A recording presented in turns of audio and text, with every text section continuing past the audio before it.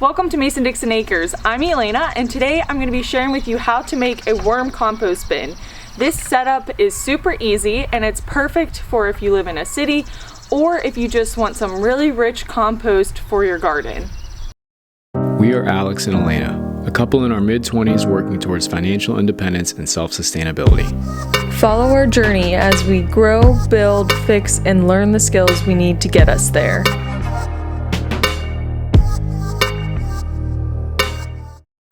For this project, you're going to need 3 buckets, a drill bit with a 1/2 inch bit and a 1/4 inch bit, an old t-shirt, some string or twine, and then we will also need materials to get the environment started for the worms. We'll go through that in detail a little bit later, but for now, let's get started on these buckets.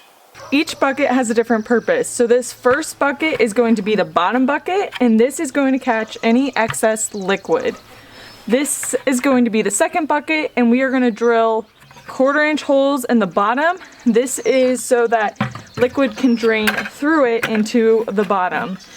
The idea with the 1/4 inch holes is that worms won't be able to fit through it. We will be putting a piece of newspaper there so that also helps with the prevention of that. And then the third bucket is going to have 1/2 inch holes, which will go on the top. This will allow the worms to move between the top bucket and the second bucket. This project ended up being completely free for us.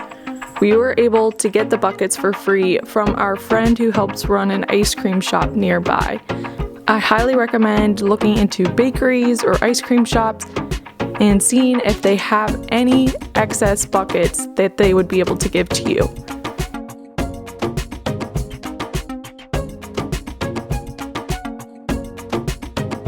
We've drilled our holes in buckets 2 and 3, so now it's time to talk about ventilation. Worms breathe through their skin, so it's really important that they have access to fresh air. If you were to put a solid plastic lid on top of this, the worms would probably not survive. So what we're going to do is we're going to use an old t-shirt, and I'm going to cut it to the appropriate size, put it on top, and then tie it on with a piece of string.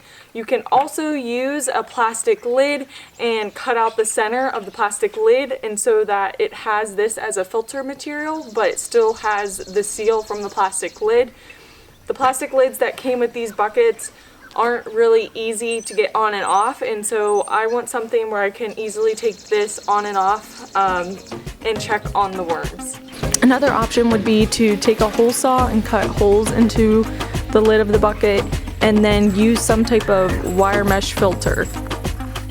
I plan to keep an eye on my bin, and if it doesn't seem like the worms have enough air, I will drill 1/8 inch or 1/4 inch holes near the top of the bucket to provide a little bit more air circulation. Now it's time to set up our bin and get it ready for the worms. You're going to need some type of paper material, whether that's cardboard or newspaper. I have this paper bag from Panera that I'm going to rip up, and then I also have shredded some newspaper to use. This is going to be our base bedding. You'll also need some type of soil or compost that's already started. I took this from our compost bin. It is pretty much decomposed, but not fully. There will also be other critters in there, but I think that's going to be okay. And then the last thing that you need are some food scraps. This is going to be the food for your worms.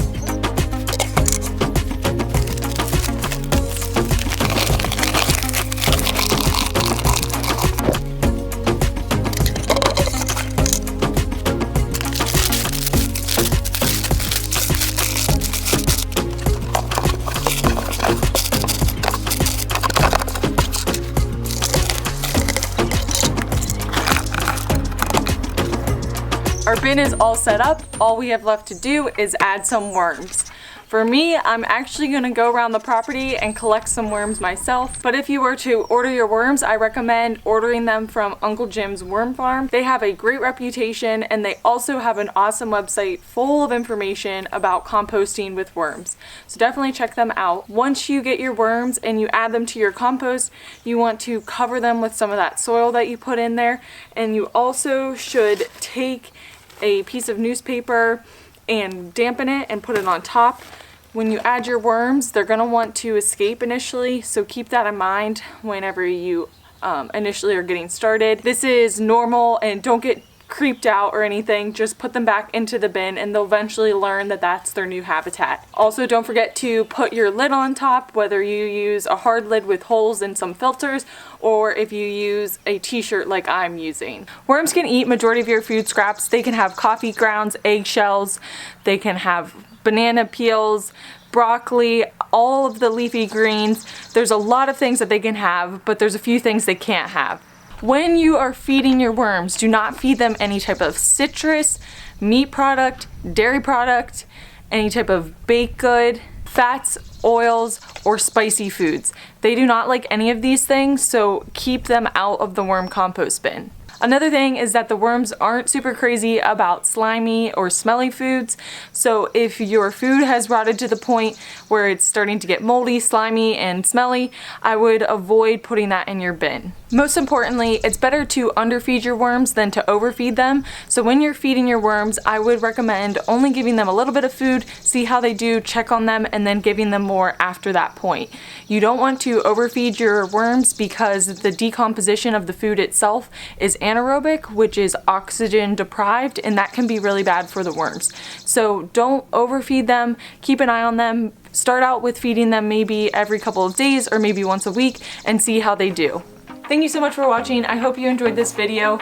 Your worm casting should be ready a couple months after you add your worms. It depends on how many worms you have and how often you're feeding them, but I'll make sure to make a video of us harvesting our worm casting so you can see how that's done. Make sure to click the thumbs up if you enjoyed this video. Also click the subscribe button to follow along with our journey and to learn other DIY tips such as this.